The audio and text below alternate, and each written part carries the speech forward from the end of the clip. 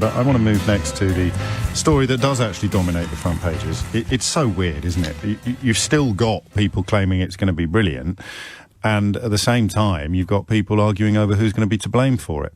As a general rule, write this down, children, as a general rule, you don't blame people for brilliant things. But they're already trying to blame various people for Brexit, even people that supported Brexit. My favourite is the idea that it's all Remainers' fault, that it's all going to be so awful. That's why I mentioned the last leader of the Labour Party just before the news, because, of course, people who pointed out that Jeremy Corbyn was unelectable are to blame for the fact that Jeremy Corbyn was unelectable. Therefore, I am not surprised, I may even have predicted it, that people who pointed out that Brexit was a rubbish idea are going to be responsible for the fact that Brexit was a rubbish idea. But these are conversations for books yet to be written. I want to turn your attention next to two things, IDK, and as Mark in Provence rather winningly pointed out, you could at this point bring in IDS, i.e. people who do not know their proverbial backside from their elbow when it comes to what Brexit would actually mean. IDS being one of the most prominent proponents of that worldview, despite obviously still thinking he's a genius. David Davis, Digby Jones, I don't know who your favourites would be, Andrew Bridgen, Mark Francois. Nigel Farage has disappeared. He's shouting at cyclists now, which kind of makes sense. I need to apologise to Nigel Farage. I suggested last week that so predictable and pathetic is his modus operandi that he would soon be screaming about cycle lanes. It was pointed out to me just before I got off air by you, although I didn't have time to correct it on the day. He was already screaming at cycle lanes when I made that prediction stroke projection. So my apologies to Big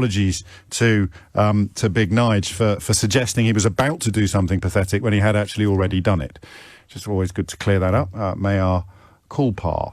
A lot of people loving that DIY SOS analogy, I have to say, and my goodness me, it was a cracker. That's why we wheeled out the round of applause, even though it's only Tuesday. On what day will Boris Johnson travel to Brussels? It's taken him 1,629 days after the Brexit vote. Talks are still deadlocked because obviously you can't have your cake and eat it.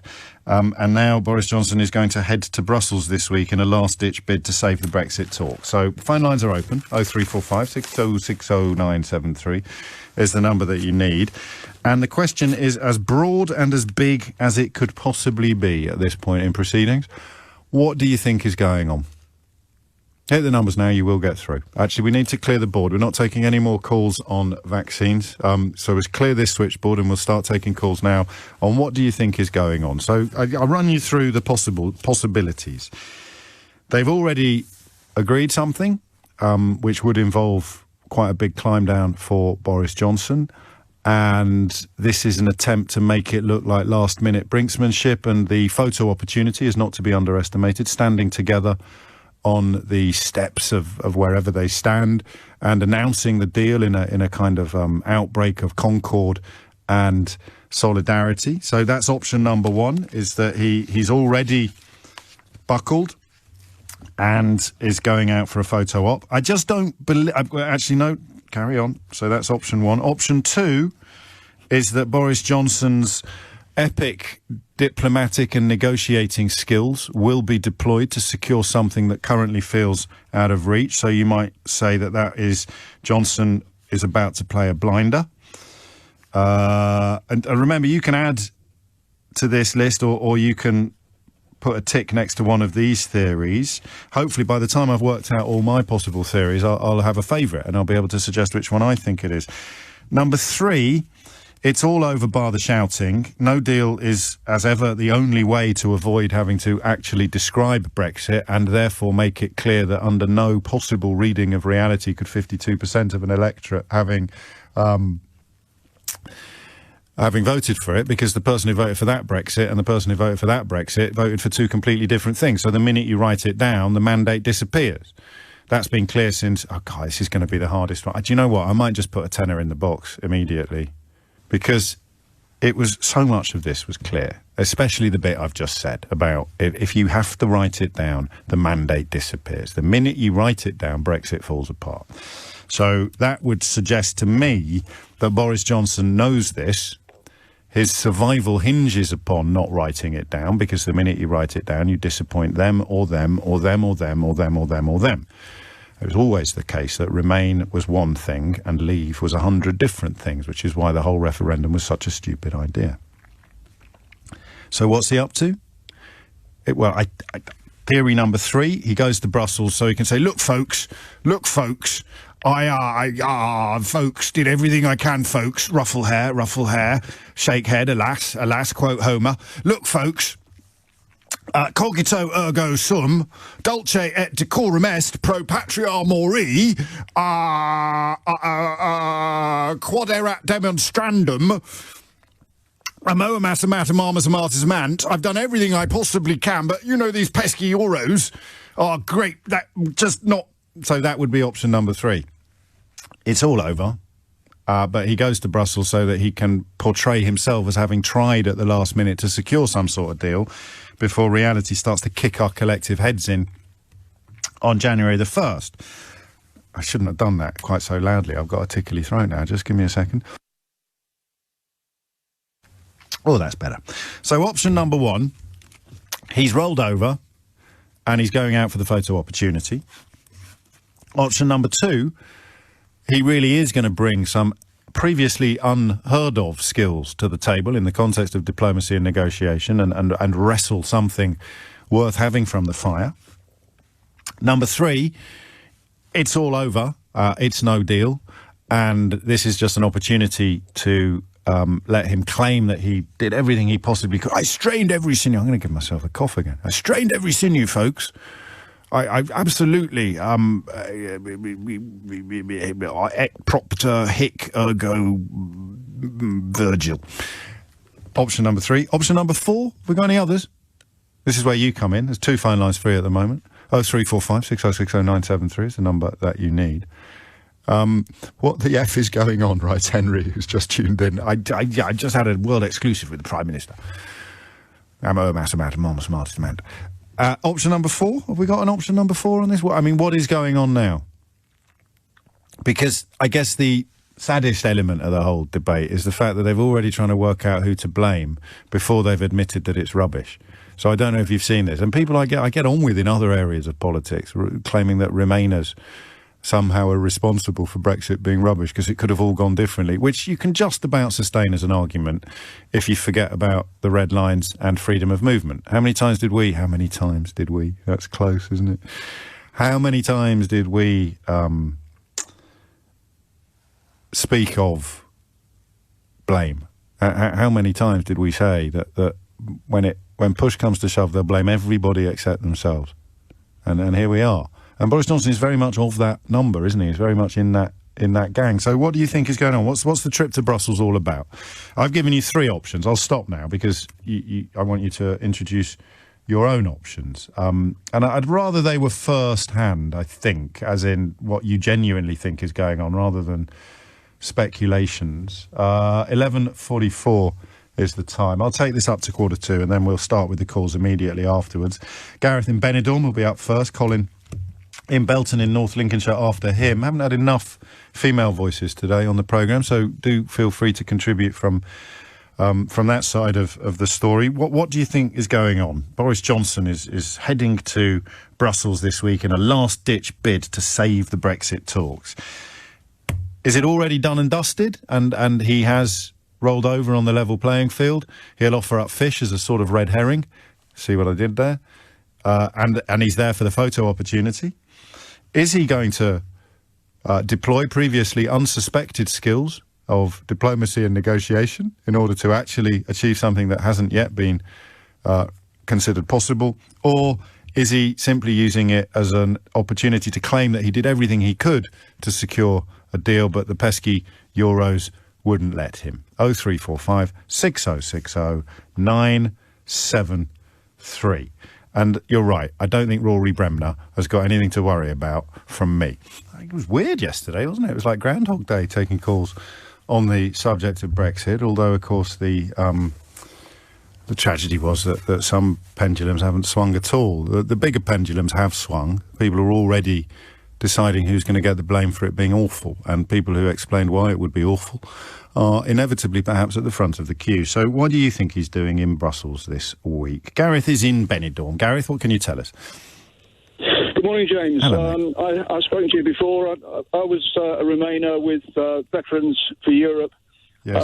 And now, after it's all over, the people here in Spain, the people who call themselves expats, who are really immigrants like me, they are the ones who are moaning the most now. For example, you've launched your own phone-in, which is absolutely your prerogative. It's your show as much as mine, Gareth, but you're not necessarily going to have a swing at what Boris Johnson is playing at this week. You're simply giving us an update on how... Yes, no, but it is relevant to that, because what I'm saying is he's got to speak to the people here as much as anybody else, the Leavers, yes, who are all moaning about... and he's got to show that he's actually right down to the line. He's been... on their side and trying to do the best for them and all the rest of it. He's going to have to make concessions. Well, is that a big enough constituency for him to worry about? Well, it's the constituency that matches the people who are moaning about Brexit, who are the Brexiters in England, isn't it, really?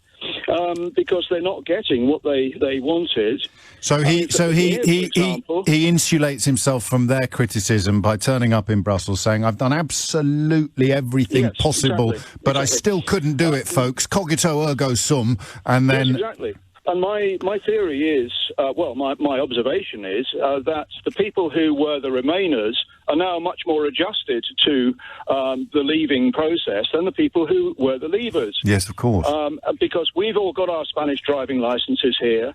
They haven't. They're all saying, oh, my God, we've got to change over to Spanish licences. What's wrong with a good old British driving licence, eh? Yeah, Project Fear, mate. Well, it's just Barnier being spiteful because he doesn't like Brexit. That's why they've got to get Spanish driving licences and this kind of stuff.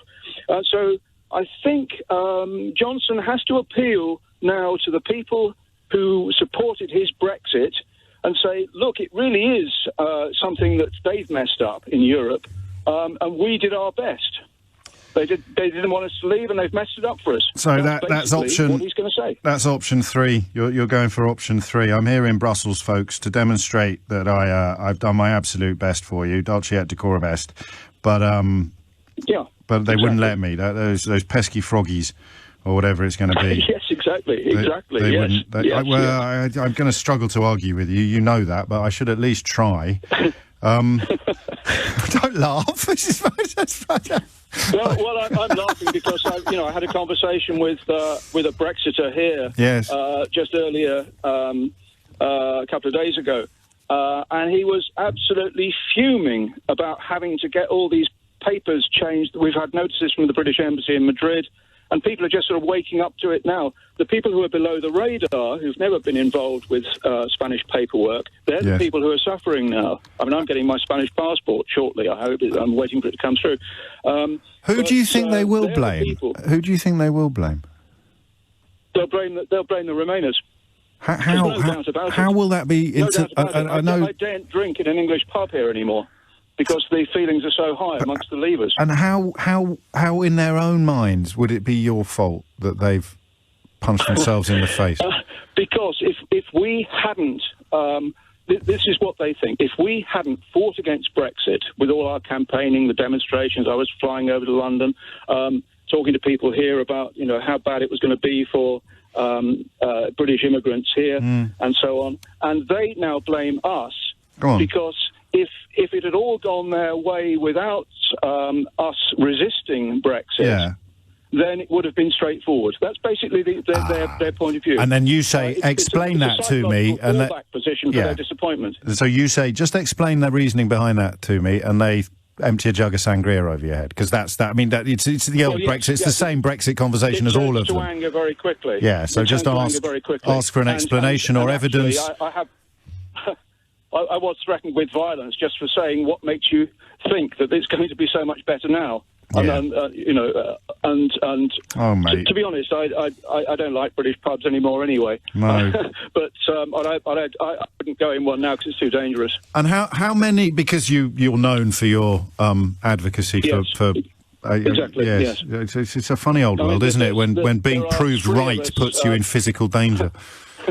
Yes, there are 3 of us, Veterans for Europe, on this coastline. Right. And I remember talking to you. And we were known because we were wearing the uniform and so on. Yeah, I do remember. What's the likelihood of people having to move back here? There are already people moving back to the UK. They tend to be the leavers. But through choice really as opposed to problem. necessity. I mean, would it be possible to stay if you wanted to, even if you were an ardent Absolutely, right. Absolutely, because the Spanish government have been so good. They really have been good. They've given us everything that the Europeans in the UK didn't get, basically. And we didn't ask for it. They've just given it to us. Reassurances of all sorts. So people are coming back because... because it would be too much for them to swallow the idea that the Spanish government has looked out for them more than the British government has, or what? Yeah, it's just a simple thing like having to change over to a Spanish driving licence. That just sends people berserk. Yes, I see. I don't know why. Well, because they're associated. Well, you do know why. They voted Swansea, and that's British. They voted to reduce red tape. With Madrid. It's just why they get angry with the wrong people. But that's the conversation we've been having almost since the beginning, doesn't it? I mean, the red tape here, in my experience, is now, it used to be pretty poor, the bureaucracy in Spain. But in my experience, it's very straightforward and very friendly. And it's easy to get the things that you need to continue life in Spain as a British immigrant. I wish you well, and I'm glad that you're sort of ploughing a newish furrow. And I'm not going to patronise you, Gareth, but as a general observation to people, threats of physical violence are very bad, obviously. But these are not representative of everybody who voted Leave. Knuckle-dragging racist scumbags are not representative of everybody who voted to Leave, any more than racists in chalk-striped suits are, or racists on Question Time, or racists in newspapers. An awful lot of decent... I know this upsets you, and I don't understand why, because it's just true. You must know people who voted to Leave who are nice people, you know? If Gareth's getting physically threatened in Spain, imagine what it's like for me. Only on social media, not in the real world. You generally find that John 346564322 with the bulldog avatar isn't actually a very big man when it comes to the real world. But that is the point. I spent 4 years saying every racist I know voted for Brexit. But that does not mean that everyone who voted for Brexit is racist.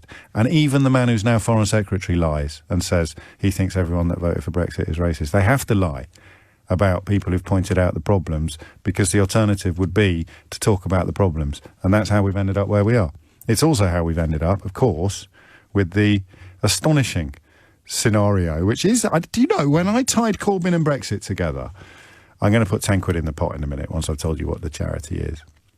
When I tied Corbyn and Brexit together, even I thought I might have pushed it a little bit too far. But all I said that they had in common, there were two things they had in common. Number one, they will never admit they made a mistake, right? And number two, when reality bites, it will be the fault of the people who described reality. It won't be their fault. It won't be the fault of people who thought that Brexit was a brilliant idea and Jeremy Corbyn was the messiah, when Jeremy Corbyn turns out to be the worst Labour leader in living memory and Brexit turns out to be an unmitigated disaster. It will all be the fault of people who accurately described Jeremy Corbyn and Brexit. And this is going to be one of those days where I now get attacked from both extremes of British politics. But if Gareth can walk into a taverna in Spain and deal with the disapproval that he attracts, then I will continue to tell you the truth on this programme, regardless of how many people are continuing to pour lies and bigoted nonsense into your ears. That's my job, OK? That's my job. I give you what you need to make an informed decision. If you ignore the information, you won't make an informed decision. And you'll end up wondering why you've got to apply for a Spanish driving licence while living in Benidorm, or why you're listening to adverts on LBC telling you that you're going to have to fill in customs forms for the first time in 40 years, after, possibly even on this radio station, hearing people tell you that voting for Brexit would reduce red tape. I told you so! £10 in the pot for Hospice UK, which is the charity that will receive every penny that I raise by saying those words on air in the context of Brexit, and obviously support them anyway. I've allowed myself one so far. Keith's going to keep a proper tally, and then what day is it today? Tuesday, and then every Friday between now and the end of the year we'll reveal how much I'm going to put in the pot for this particular charity. They essentially send Healthcare professionals, they send carers and nurses to the homes of people who are on the home straight, so to speak, of their lives. And I have had personal experience of it over the last few weeks, and I can't talk about it anymore because I will start crying. So thank you. And there's 10 quid in the pot. 4 minutes after 12. Colin is in Belton in Lincolnshire. Colin, what's he doing in Brussels then, mate? That's a very good question. And I think you started with IDK and then SMH, and now we're going to send Johnson Yes. to solve this negotiation. Yes. So I think the next acronym to reflect that would probably be LMFAO, because... Or WTF. I'm not going to elucidate, No, I don't know worry. you're not. I know you're not. But this is like trying to put out a campfire with kerosene. It's a nonsense. So that can't be the reason. There's no way he is going to be going over there to use his charm and personality with an incredibly bright, articulate lady who knows her onions. So Went to the LSE, you know, as well. Actually, again, all these reminders of the intertwinedness of our lives and of Europe. That we're set to continue your pyrotechnics that we are setting fire to. So he does the photo op when saying, "I did my best, folks, but we can't get it over the line because of these pesky foreigners." Or Yeah. he does a photo op to say, "We've done it. I've done it. I've somehow managed to make." So no, I misunderstood you. So you're going for option one, which is he's already rolled over, and he's going to get the photo opportunity and then launch Operation Pretend It's All Gone Brilliantly. I think maybe somebody's done some numbers on him, and they've said, you know what? Chances are most people are sick of it now, so being very good at U-turns, why don't we have another one? See, that was I was 52-48 on that at the beginning of the week, or possibly at the end of last week. And when he took over as Prime Minister, bizarre though it sounds, and his fans won't like it, but I thought it increased the chances of a deal because he would do, as you've just described, U-turn on absolutely anything, whether it's his personal life, his professional life, or his political life. What was true at 10 o'clock in the morning is rarely true by 10 past 10 for Boris Johnson. So that is as close to optimism as we can get, is that he'll lie to anybody. But I look at the noises off, and I think that if he signs up to level playing field, which would obviously be best for Britain, then he might not survive as Prime Minister. And it's It's true, James, but I mean, you know, the way look, I'm desperate now. This is hysteria. I'm one of the 3 million. My business works in Europe, and so I'm clinging for any little straw that I can at this point in time. But the other thing I'm doing is fervently kissing my other Irish passport, because just in case, I will still be able to have my Irish privilege, which, by the way, I live in gammon Brexit heaven over here. And I think I might just sellotape my Irish passport to my jacket when I'm allowed to go back into the pub again to take the slings and arrows, because it's soon to be Schadenfreude season if it all goes wrong. It's not, though, is it? Especially not for you. You're not going to take any pleasure in other people feeling and looking stupid, because your business could be... It's just... you know what I mean. I do know what you mean. I do know what you mean. But having said that, though, James, I mean, this is the other tragedy of this, and I won't be the only one. I'll move my business to Ireland because I'll have to in order to continue to trade. And by the way, I'm in the services industry, and I keep seeing all those adverts on LBC and elsewhere saying, get ready for Brexit. And it's like, yeah, sure, give me the crystal ball. I know. I'll crack on, because that's all you're offering me at the But moment. if you voted to reduce red tape and you listened to the advert talking about customs declarations for the first time in 40 years, how do you lie straight in bed at night, do you think?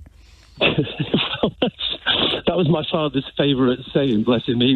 Was it? And he used to mention this about the certain man, Mr. Johnson. I met Mr. Johnson a number of years ago. Yeah, same here. Quite liked him, I've got to be honest. No, well, you see, I met him, and before I met him, my father, who was slightly left of centre politically, said, if you shake his hand, tell him it's the first time you put your hand in, use expletive all day. And I said, I won't do that, because I'm pretty... Yes, a man of Anglo-Saxon leanings, your father. I like that. 9 minutes after 12. One of my favourite phrases from that sort of generation was that if brains were dynamite, he'd struggle to blow the wax out of his ears. But here we are. And I think that's probably why I was so clear-eyed about Johnson from the start, was because I fell for it in 2008, was it, when he ran to be mayor? I thought he was going to offer an amnesty to illegal immigrants, people working here in the black economy with no protections and no security at all. It didn't cross my mind that 12 years later he'd be inflicting that upon everyone in the country, wherever they were born. 9 minutes after 12, and Adrian is in Bournemouth. Adrian, what are you... I've forgotten to keep count, actually, but I think it's 1-1. I think we've got one person who thinks it's going to be a rollover, and then he's there for the photo opportunity, and one person who thinks that it's all over bar the shouting, and he's just gone to Brussels so he can pretend that he fought tooth and nail until the end. What do you reckon? I always base this on what's happening around. And if you look at yesterday, they started to reel out IDS again, talking about BMW, and they've got more than just sure? I'm not. Are you sure? Yeah, he talked about it yesterday on the news. He said that BMW still hasn't come knocking. I think the deal's done. I've got to be honest. I think it's just about the wording. What's happening is we've got two options. We've got fishing, which for some reason the general public are in love with and really, really care about. Not the general public, just not the general public, but the really brainwashed Brexiters. Yeah, and there's lots of them. There are, and there's lots of them. I've just moved back from Tenerife this week. Oh yeah, and you wouldn't believe how many people over there can't get their head around the fact that they're only there because of freedom of movement. Anyway, it's a different point. No, well, it's the same point Gareth made in Benidorm, isn't it? But there we go. We are where they are where they are. I think there's obviously they're trying to find sort of a landing zone that everybody can sell this to who they need to sell it to. So does he give a little bit of ground on the level playing field, or does he give a little bit of ground on fishing? And I think they've decided which way they're going to go. They're just sort of finalising the wording. The problem that we've got is I think Barnier has to sell it to 27 other countries, whatever they come up with, and Boris has got to sell it to us. So he hasn't even got to sell it to us, mate. He's got to sell it to about 50 Tory backbenchers, and that's what worries me, is that it will always be the prioritisation of personal interest with him. How do I stay on as Prime Minister for a bit longer? I better keep these mad people sweet, even though these mad people have led the whole country into this complete lion's den. Does anyone still think it's a good idea? I know they're not. I mean, obviously, my producers furiously vet anybody who's coming on with really clear and powerful arguments of why Brexit is a brilliant idea, because I'm so scared of them. You see, that's why the only people that get on air end up getting insulted by the people who are on their side. But you know, maybe someone could sneak through, pretend to be a Remainer, explain, and then when they get on air, explain to me why Brexit is a brilliant idea. But do you know anyone who still thinks it's going to be a winner? Chicken dinner? You'll be amazed. I'll give you a very, very brief chat I had with someone in Tenerife last week. Okay, this person's lived there for 3 years, right? Mm-hmm. They found themselves unemployed, and they've managed to sign on for the Spanish version of unemployment benefit, right? And a week before that, I was having a conversation with the same person in a bar talking about how unfair it is that people arrive in England and just get houses and benefits given to them. And I sort of looked at her and said, you know that's what you're doing, don't you? She said, it's different. I've worked here. Right. That's the mindset that we're trying to deal with. I don't know if you heard yesterday, but even after all these years, we still stumble across new nuggets of clarity and illumination, is that you sum up the British approach by saying that when we move to another country, we're doing that country a favour. And when people from another country move here, we're doing them a favour. And there's a brilliant... Something you said a minute ago about the Spanish taverna. Yes. What do you think Spanish taverna... I've never heard the word Spanish taverna. I've lived in Spain for a long time. What do you think they're actually called in Spain? I don't know. So I just Greece. Why are you picking on me? I was chatting to my friend Nikos in the coffee shop this morning, so I've got Greece. It's really relevant. In Spain... Oh, El Pub. Pub. Yes. Yeah, pub. Yes. They're called pubs, and the reason they're called pubs so we took them is out because that's what we do. We're like a virus. We go over to another country, we infect it, we turn it into Britain, and we leave it again. There is no vaccine for Brexit, though, unfortunately. 13 minutes after 12. Thank you, Adrian. Remember, I am keen to have fourth options, fifth options. The danger, of course, of trying to argue that things are all going swimmingly and this was all part of the plan is that they're already trying to apportion blame to people for it all having gone so badly. But, hey, since when did logic play a part in the Brexit worldview? It's coming up to 12:15. I suppose if there's a silver lining, then, well, I don't even know if it is true to say that we'll stop talking about it at some point. Because, you know, if your house got robbed and people then started pretending that it's what you wanted all along, I don't know that you'd be comfortable with the idea that we all stop pointing out that those people were lying. I'll come to you first after the break, Greg. Can we free up a phone line, please? And Alex, for God's sake, will you stop preventing really clever and articulate pro-Brexit people from getting onto this programme? It's getting out of hand now.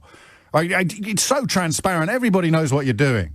You know, we've got all these actors who've taken off an hour from RADA to ring in and pretend to be Remainers, and all the really, really clever Brexiters can't get through because of all the blinking actors, and then when they're pretending to be Remainers, and then when they do get through, they're so clever that you cut them off immediately. Or so they say on Twitter with their John3465642 account and an avatar of a bulldog. There's room for other options, all right, but I've only got 3 at the moment, and I'm not pretending either, or not pretending, but, you know, performing almost, so that I leave some space for you to ring in and give me other options. So either it's all been agreed pretty much, and that will almost certainly involve an attempt to pretend that wins, in quotes, on fish are a price worth paying for huge climb downs on level playing field provisions. We're back to yesterday's stool, aren't we? That's option 1. Why is Boris Johnson going to Brussels? Option 2 is that he is backing himself to deploy previously unsuspected diplomatic and negotiating skills, and he will succeed where his predecessors and his official negotiators have failed, and pull something out of the fire that the likes of you and me lack the wit at this point to describe. Or 3, it's all over bar the shouting. It's going to be no deal, which, since this whole debacle began, has been the only way they can avoid actually describing Brexit. And he just wants to be able to say, well, I did my best, folks, but they wouldn't let me. And Andy makes a great point. Andy Payne has tweeted me that Ursula von der Leyen hasn't been in the job long enough to be demonised by the right-wing media. So, you know, up yours, Delors, do you remember that? The sort of mild racism that has typified almost all right-wing media for as long as I've been alive.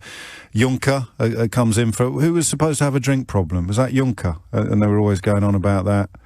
So von der Leyen hasn't been in the job long enough. And coronavirus has been the major cause of concern since she got the big job. So he doesn't have that usual opportunity to turn it into really, really lazy sort of xenophobic rhetoric. Ursula von der Leyen is, as Andy says, a whole different prospect. Johnson must be gutted that Mr. Juncker is no longer the bogeyman he has to deal with to seal the deal or walk away. Politicians are obsessed with optics. That's a good point, actually. But so, look, 2 is a possibility, but I'm going to need a lot of persuasion that the plan really is for Johnson to pull something out of the fire that will keep most people happy. Either it's no deal and he's there so that he can claim he did his best, or it's a thin deal and he's there for the photo opportunity before launching Operation Pretend This Is What You Wanted All Along. That's going to be trickier because it's written down. It's weird. That is the fundamental lack of logic at the heart of this whole conversation that's now been going on for over 4 years. Is the fact that the thing you can write down, it's now 2 choices. This is Keir Starmer's dilemma, in a way, if there is a deal. There is only that deal and no deal. There is no mythical deal. There is no good deal. There never was a deal that was better than being in. But, you know, the problem... I'm going to put another 10 quid in the pot in a minute, Keith, all right? Just make sure you're paying attention. The problem has always been that if you write it down, it falls apart. The only way you can keep someone like my friends who voted for it, because they kind of had an EFTA, EEA, Norway type hope of things happening. But they are, I mean, one of them lives in Gran Canaria, so the idea that it would be a good idea to end freedom of movement is clearly ridiculous. So to keep them happy and to keep the racists happy was always going to be impossible. How do you keep Farage happy and keep... I'm trying to think of a sensible Brexiter. Well, my friend in Gran Canaria, there you go. And how do you keep them both happy with the... You can't. It's impossible to do. So the thin deal and the rubbish deal is what it comes down to. The no deal, pardon. I lean towards no deal now for that reason, but that's been my reason all along. The only thing I didn't price into the conversation was obviously the pandemic, because barring an epic catastrophe, Johnson, when he first got the gig, could have done almost anything with a majority of 80. But then, of course, along came the pandemic, and these people that think Brexit is a good idea also think that lockdowns are a bad idea, and they've sort of been thrown more red meat. So he emptied the party of everybody sensible, filled the cabinet with sycophants and yes men. That was why I thought he might actually be able to get a deal through, because he was so powerful as Prime Minister. But then, of course, he got tested by the pandemic and was found to be, I mean, spectacularly, world-beatingly useless, which changes everything. And revivifies the people that John Major used to describe using a well-known B word. So I don't see option 2, and that means either it's a rollover, and then they'll just give Rupert Murdoch and everybody else a ring and get them to pretend that it's not, which will probably work, but the backbenchers won't buy it, or it's a no deal, and he's in Brussels in order to pretend that he did everything he could to pull something out of the fire. 24 after 12 is the time. Greg's in court. Greg, what would you like to say? Afternoon, James. How are you? Firstly, can I just say, do my ambassadorial piece here for Ireland? Your man in Bolton is very welcome to bring his business to Ireland. And he, he's in Lincoln, I think. He was in Belton in Lincolnshire. But the point, the invitation stands. Carry on. Well, absolutely. Look, I don't think, look again. I speak very respectfully of your PM because he's your PM. And you don't have to, mate. Britain. You can tell the truth if you want. I'm going to, I'm not from the country, so, But, look, I think he only cares about being Prime Minister and all of the swagger that goes with it. I don't think, obviously, he's an ideological Brexiteer. Brexit doesn't make sense on any level, but delivering Brexit, if you shout it enough times, looks democratic. So I think that, obviously, delivering something that makes no sense is a huge challenge.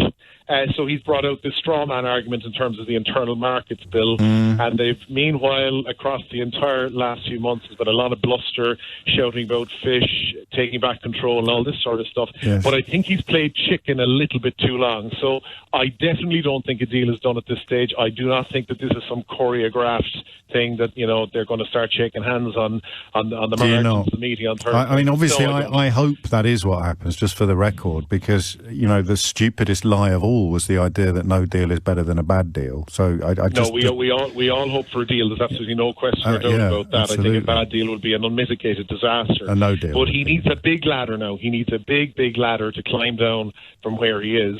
And I just think he's after really freeing the mood in the halls of power across Europe.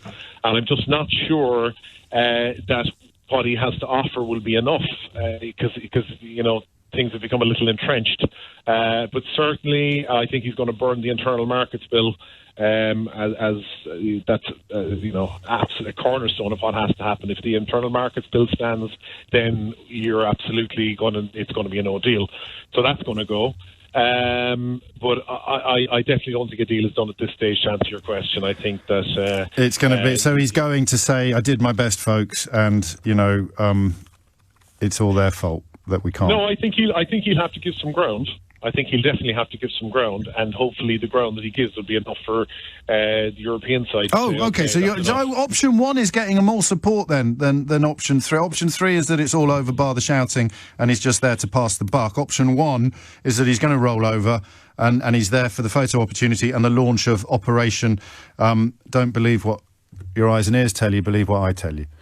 Yes, I do believe this is about the optics for the home audience. Absolutely. All right, you're on. Do you know? So I know you weren't. I know you're in Ireland. I should probably ask a caller in Britain this question. Are you aware of? I've got a tweet here, and it's one of those weirdly aggressive ones that I always find hilarious. Have you nothing to say about Kay Burley, or are you on a gagging order as well? Asks Mick. Are you aware of Kay Burley having done anything interesting in the last sort of 24 hours or so? Geez, talk about putting me on the spot. I haven't. I'll be honest. James, well, you must be part of the gagging order and the conspiracy then, Greg. Obviously. No. All right. Well, I'll check during the news. I'll find out what she's been up to, and then decide whether or not I'm going to obey the gagging order that I am currently obviously obeying, while, like Greg, pretending to be completely in the dark. My God, you can tell. I could be wrong, Mick. Where is it? But I'm going to go out on a limb here, mate, and say that you're a bit of a Brexiter, because there's something about the aggressive tone of your tweet and the way that you've persuaded yourself of something that is absolute Horlicks, that just suggests to me which box you ticked back in June 2016. If I'm wrong, I will put another tenner in the pot for Hospice UK, a charity doing absolutely incredible work. Should we catch up with Theo Usherwood? Should we summon him? Are we going to summon Theo Usherwood? We haven't summoned Theo Usherwood for a while.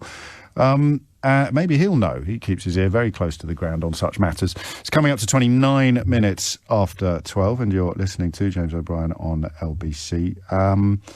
I will squeeze in one more call, I think, before the headlines, not least to free up a phone line for people who I've got really brilliant arguments about Brexit but aren't allowed on because they're deliberately kept off this programme by an incredibly complicated and comprehensive vetting process. So if you ring in and say, I'd just like to tell James how much I like his new book, right, we can put you straight through, and then you can make all the brilliant points in favour of Brexit that I'm too frightened to listen to ordinarily. And I got a feeling our friend here talking about Kay Burley and gagging orders probably fits into that category. So go on, mate, give us a buzz. Patrick's in Foon I haven't got time now, too much waffling. I'll come to you first after the break, our Danish correspondent. Phone lines are open, 0345 6060973 is the number that you need. And the question is a simple one. What do you think he's going to do in Brussels? Roll over and try and pass it off as a victory, enlisting all of the usual suspects in the right-wing media to pretend that this is a great idea, or acknowledge no deal and immediately launch the blame game, which is quite remarkable for someone who was actually the head of Vote Leave and has seen pretty much every single promise made by that organisation disappear down the plug hole of reality. But I kind of would suggest that history points us towards that conclusion. I hope not, but the fact lot of good that's done me so far. Summon the Usherwood. Breaking news. There is no breaking news. Well, no, James. Unsummon the Usherwood. Just do it in rewind, Keith. You're too slow, mate. You're supposed to be a DJ. Carry on. To bring you up to date, we are no further down the line with these Brexit negotiations. Michel Barnier has said that Brexit is not just a school in patience, it's a university in patience. Yeah. His talks are continuing with Lord David Frost. Of course, he's the chief negotiator for the Britain side in those talks. But we have learned a bit more about the process that's taking place when Boris Johnson goes to Brussels later this week, possibly as early as tomorrow. That isn't going to be, this is what the European Union is saying, this isn't going to be a negotiation with the president of the European Commission, Ursula von der Leyen. What it's going to be is about trying to find a break, trying to give their respective negotiating teams the mandate to break with the current deadlock. So at the moment, they're arguing over fish, they're arguing over governance, they're arguing over level playing field. Neither side has the ability to give ground which would find a way through it, and therefore that's the purpose of the meeting. So when they come together to try and say, well, actually, you now have the authority, we've reached an agreement, you now have the authority to give some ground on this, and perhaps Ursula von der Leyen might say, well, we're prepared to compromise in this aspect, and that a deal could be found that way around. But at the moment, there's no news. There is. You've missed it. Huge story breaking. Oh, with the vaccine story? No. So, absolutely huge. The German car industry have turned up. Have they? Yes. And what have they said? Sorry. Volkswagen has said, we won't pass on post-Brexit tariffs to British customers when they order new Volkswagens before New Year's Eve 2020. So afterwards... Not quite what they were supposed to do, is it? According to Digby Pudding Jones, weren't they supposed to wade in and insist that we can have all of the benefits of membership without any of the responsibilities? The argument wasn't it, from Brexiters that they were going to turn up and say to the German Chancellor Angela Merkel and other European leaders, hold your horses, we have to do a deal, we have to concede to British demands, because if we don't... But all they've said is order it before the end of the year and you won't have to pay the tariffs that you will have to pay next year. Yes. And that's with or without a deal. Well, it depends on exactly the terms of the deal, doesn't it, as to what tariffs apply. Yeah. If there's no deal, if it's an Australia-style arrangement, solution, as Boris Johnson described it this morning at Guy's Hospital, then... Again, is he still punting that? Yes. Australia style. Solution now. Solution. Which means no deal whatsoever. And why mention Australia, which has loads of trade agreements with all manner of territories, and which also, of course, is very keen to get a trade agreement signed with the European Union. Bears, Christmas on the beach. English-speaking white people. It's a cuddlier. And there's this perception, which is almost as dumb as Brexit itself, that Australians' point-based immigration policy is something that could be relevant in the United Kingdom. So that got good results in focus groups. So if Australian-style immigration policy gets good feedback from thick racists, then an Australian-style trade deal could also, even though it makes even less sense than the immigration point, if it goes down well with the thick racists, Johnson's all right for another day. I won't put you on the spot, Theo, but are you aware of why Kay Burley is why I am not talking about Kay Burley today? You did talk about Kay Burley. Yeah, but there's still a gagging order in place about a story I'm not aware of. Are you aware of what the story is? I am aware of what the story is. Can you tell us, or would that be embarrassing to you as another world-famous broadcaster? I'm not going to. I'm just going to tell you what the story is. You're going to break the gagging order that there was never a gagging order. No, I'm reading tweets. Oh, right. Mick says there is a gagging order. There is a gagging order. The story is that Kay Burley went to... This is the Sky News presenter. Went to two restaurants in London to celebrate her 60th birthday with up to 10 colleagues. And then she went home... broken the rule of 6? Or would that be okay as a business? I think it's difficult to pass one's 60th birthday as a business meeting. Yeah, and then invited 3 other colleagues back for a sort of after party at her home. And this is going to sound like a meh question, but it isn't. I'm going to say who cares, knowing that people do, not suggesting that they shouldn't. So, and who cares? Twitter cares. Right. Social media cares. I mean, I think it's a fairly big story on social media. The argument is that it's difficult for... Was she hard on Cummings when he went to Barnard Castle? Yes.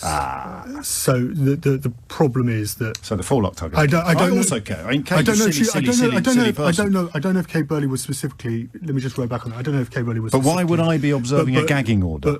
I've got a feeling Mick's not going to ring in. I don't think you are. He won't get past the vetting process. But it's difficult. The argument is that it's difficult to hold politicians to account if you've broken it yourself. Yes, seems reasonable, actually. And will Sky take steps? Do we know about this? Sky have already taken steps. They've launched an internal investigation, and Kay Burley was due to present her show this morning, but there was another presenter was drafted in to present the show. Curious and curious. It was due to be at the hospital, I understand. And of course we can't talk about the bits that are under the gagging order. Well, so you have systematic gagging order. Yeah. So you're suggesting these people aren't completely honest, truthful, and intelligent when they say there's a gagging order about Kay Burley's breach of coronavirus, why no one's talking about it, as opposed to people just not being that interested or aware of it. Oh my God, it's on the BBC now, Theo. The story's on the BBC? Yeah. Oh, sorry, I thought you thought the gagging order was on the BBC. I mean, do the BBC not know about the gagging order? You'd think someone would have told. It's probably all part of the plan to bring down the BBC, isn't it? Here we go. Sky News presenter apologises for COVID breach. Sky News presenter Kay Burley has apologised for an error of judgment, in quotes, after she, again in quotes, inadvertently broke the rules. That'll be an interesting one to examine. Around COVID-19 safety. Posting on Twitter, the journalist said she had been celebrating her 60th birthday at a COVID-compliant restaurant on Saturday. Do we know what Matt Hancock is doing in the House of Commons? He's answering an urgent question in the House of Commons. And he will be obviously paying tribute to the MHRA, who approved the vaccine, which the first, Margaret Keenan was the first person in the world to receive the vaccine. Apparently, she's just been arrested in an Apple shop, smashing up iPads and MacBooks, because she's under the control of Bill Gates now. Sorry. No, is that not true either? Oh, God, there really is a gagging order on that one. So she's been injected with the vaccine and therefore the nano chip. And the 90-year-old Northern Irish woman from Coventry was last seen smashing up MacBooks and iPads in a branch of the Apple store because she is now under the control of Bill Gates. I think the last time I saw her was giving an interview where she urged other people to get the vaccine. Yeah, well, that's just Bill Gates trying to get more people infected with the chip so he can get them all into Apple product outlets to smash up all the kit and caboodle, isn't it? Do keep up. Theo Washwood, many thanks indeed. That was a joke, by the way. The lady has not been arrested in any way, shape or form, and neither has she been taken over by Bill Gates and therefore by a process of remote control directed into an Apple shop where she proceeded to smash up MacBooks and laptops. In Brexit Britain, I think you need to explain that that's a joke. Although Mick probably thinks it's true. Marty's in Belfast. Marty, what have you got? James, what about you? Hope you're well. I'm grand. Every caller from your part of the world asks me how I am, and I say I'm grand. I never use that word in any other context, you know, but as soon as I hear the accent, I'm grand, so I am. Carry on, Martin. It's ridiculous. I know Theo sort of burst the bubble with his explanation as to why Boris Johnson is going to Brussels. I was of the view that he's going to go there and come back with without a deal and WTO terms. And the reason I was thinking that is he knows he can't get a deal without caving on the Tory hardliners' red lines. Yes. If he does, he's toast as far as PM goes, and I don't think his ego would let him countenance that. So he'd rather hang on and watch the country suffer even more unnecessary damage than do what's best for the country and compromise his own position. Well, you may well say that, but he'll be all sunny uplands. Sunlit. Get it right, will you, Marty? Sunlit uplands. Sorry, I do apologise. But I do have a much bigger concern about the WTO. And if that's what we end up with, I can see that breaking up the UK with Northern Ireland going first. James, I'm even older than you. I'm 56. And I know it's terrible. Our daughter's generation, one daughter is 26, the other is 23. They love the flexibility of the freedom of movement and being able to go all. Yeah, absolutely. It's just unbelievable, isn't it? Why on earth? You know, it's only obviously anecdotal, but of course, all of the grown-up kids of our friends want to be back in the EU, and they know that we can do it by becoming a united Ireland. Well, do you know, it was a tongue-in-cheek contribution to the programme, but it was a long time ago, and obviously the Scottish equivalent is a slightly more, or a considerably more complicated question. But when I was talking about tangible benefits, and obviously desperate, despite the very careful vetting process, desperate to get people on the programme to actually explain positives and benefits, with the caveat that I'd actually insist that they explained it rather than just stated untrue things and then ran away. It was calls from Ireland said I'm really pleased with it because I think it will make a united Ireland happen in my lifetime. And at the time you take it with a small pinch of salt, but these days it's very hard to see how else things are going to shake down over the next couple of decades, isn't it? Well, there is a really, really big sea change occurring here at the minute with the younger generation, and in the not too distant future, the next 5, 6, 7 years maybe, I can see there being a border poll, unlike Scotland, where they already had the referendum. If the evidence here shows that there is a likely majority for a united Ireland, the Secretary of State is bound by law to hold the referendum. So we've already created a free market area that is smaller than the United Kingdom, and that opens the door to the possible end of the United Kingdom. Yeah. I mean, I can see it happening in my lifetime. Take back control, Marty? Take back that control. So much control. At least the German car industry have finally turned up, eh? Better late than never. I know. But I mean, it will be sad from the fact that if we end up with a united Ireland, it won't be, I don't think, because the vast majority of people want a united Ireland per se. It'll be to get back into the EU. From same with Scotland, although as we both said, it's a much more complicated process and a much more difficult issue. 12:47 is the time. I nicked that joke about Margaret Keenan and the Apple Store off Michael Holt, but I don't want to upset you, Michael, but if you came up with that yourself rather than having nicked it off someone else on social media, it's time you hung up the snooker cue, hitman, and got yourself into stand-up comedy, seriously, because I'm sick. But that's who I saw. That's where I saw it first. So to give credit where it's due, Michael drew that gag to my attention. And I tell you what, the response to the Kay Burley story is mostly an expression of surprise that she is 60. So given that she's having quite a tough time at the moment, I'm happy to pass that on to her. People can't actually believe that you're 60k, myself included. So happy birthday, but that was a very silly thing to do, as I realise you have fully appreciated and acknowledged. It's 12:48. We're going to do a show soon on really stupid texts and tweets, because we vet the phone so completely that these people can't get on. Because we vet it, and these geniuses aren't allowed on in case they embarrass me or make me look stupid. So this one, understandably unsigned. Is James advocating breaking the rules around COVID and suggesting we go out with as many people as we like, where we like? Remember, this person not only is allowed to use scissors, but also has been listening to the same radio programme that you've been listening to. Unless it's one of the people that listens to it but doesn't listen to it, because they're quite well represented on social media as well. And I'm going to actually, I had a bit of fun today. I'd take Patrick's call and then I need to tell you something. All right, so Patrick, what would you like to say? So James, how are you? I'm all right, mate. What's going on? What's you didn't Johnson? say you were feeling grand. No, well, you're not Irish. I don't know what the Danish equivalent is, but I don't do it with Australians. I don't say good day to Australians, but if an Irish person says to me, how are you, James? I say, oh, I'm grand, I am. It's ridiculous. And do you know, if you go to Ireland and you're on Gmail, it changes. Your automatic replies change to it's grand. So at the moment, if you're on my Gmail in London, you get the automatic reply suggestions, and it'll be something like, yes, that's great. And in Ireland, when I was there for the book festival in Dorky a couple of years ago, it changed overnight to, that's grand. Anyway, carry on, Patrick. What do you want to say, if you can remember? Yeah, my theory is that actually we know that Mr. Johnson is prone to believing the last person he spoke to. Yes. And I think someone has put an idea into his head. Forget Operation Red Tape. It's Operation Red Cape. He's going to go over there and save the world.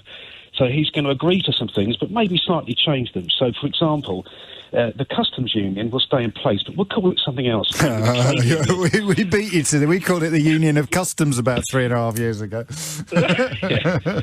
Go on. So then, if you do that, of course, the Good Friday Agreement, the Irish problem, goes away. Yes. The Farage garages won't be needed anymore. So the trade can continue. Yeah, but, mate, freedom of movement continues as well. Maybe they'll call that something else. Well, freedom of travel. No, he can't do that, unfortunately. I wish you were right, but I mean, this is why a lot of the debates about who's to blame for this thing that is still going to be brilliant are so hilarious, because freedom of movement, immigration, without it, there'd be no Brexit. And yet, of course, that is the point. That is the altar upon which Theresa May had no choice but to sacrifice single market and customs union membership. Do you think that the internal market bill was put there as a bargaining chip to be used later? I think it was the plan, but it was incredibly stupid to say. Yeah. It literally was saying, if you don't do what we want, we'll announce to the world that we will break international law and go back on promises we made less than a year ago. I mean, as blackmail goes, it's not exactly photos of you with Dirty Gertie from Number 30, is it, Patrick? No, in an intimate clinch. If you don't do what we want, we will break international law and announce to the world that if they sign a contract with us in January, we will go back on it before the end of the year. That'll teach you. One thing I do think, though, James, I think the fish are going to be put under a bus or thrown under a bus. Just mix it. Well, who knows? I mean, it might be all we got left. If we come out with no deal, then, we're back to coastal waters and WTO, which, in a way, would be good news for all the Spanish companies that own huge swathes of the British fishing fleet and all the Filipino fishermen that work on them. And, of course, the big businesses that own them. I think the biggest being the one that sponsored the boat that Farage rode up the Thames a few years ago. 12:56 is the time. All right, I'm having a lot of fun at the moment. And I just want to say something, because I know that obviously you're not ringing me, which is fine. And we don't vet people. I know nobody actually needs this explaining. And you are still sending me quite rude texts and tweets, which again is fine. I get very well looked after here, and I've got very broad shoulders. But I do worry about you. Okay, and we are now moving into the bit where ordinary people, as opposed to people in my profession who get paid for it, or people in politics who get high on it, that they are going to be proved, or if not already, categorically and comprehensively wrong. And for your mental health, you now face a really important choice. You either continue clinging on to this fury and this almost incoherent anger, and and it will continue to hurt you. And not just hurt you, it will hurt the people around you. And it's such a simple choice to just surrender it. Nobody is going to hold you responsible for your Brexit vote for the rest of your life. I will make sure of that in my little contribution to public discourse in this country. The people who led you to this place are the people who will be held responsible. The people who were led there will not be. It is still a miracle to me, having really dug into it, that Remain got as much as 48%. Simply counting the amount of newspaper articles written over 30 years in newspapers owned by Rupert Murdoch and the Barclay brothers and all the rest of them. There is no shame in this at all, but the anger will hurt you. And more importantly, perhaps, it will hurt the people around you. And you can, I mean, it's not as easy as flicking your fingers, but it's not far off. You can just let it go. Why am I so angry? That's all you need to ask yourself. And then answer it honestly. And you'll probably find out that the anger you feel is not directed at the people you currently think it is directed at. And if you're up to it, ask yourself this. Ask yourself, what am I so frightened of? It's not Romanian plasterers, is it? Or Polish doctors. What am I so frightened of? And again, you'll probably feel better for it. And then finally ask yourself this. Where does my power lie? What can I actually do about this situation I find myself in, which is so enraging? And you'll probably conclude that spending your time shouting at people or losing your temper or tweeting or texting or Facebooking vile stuff is not making you feel better or anybody else around you. So I've got 3 words for you. We began the programme with 3 words today. I don't know. Crucial words, words that I will continue to revere for as long as I have this microphone in front of me. But I'm going to leave you with 3 more words, all right? Let it go. Just let it go. And you'll feel so much better. Time for me to go.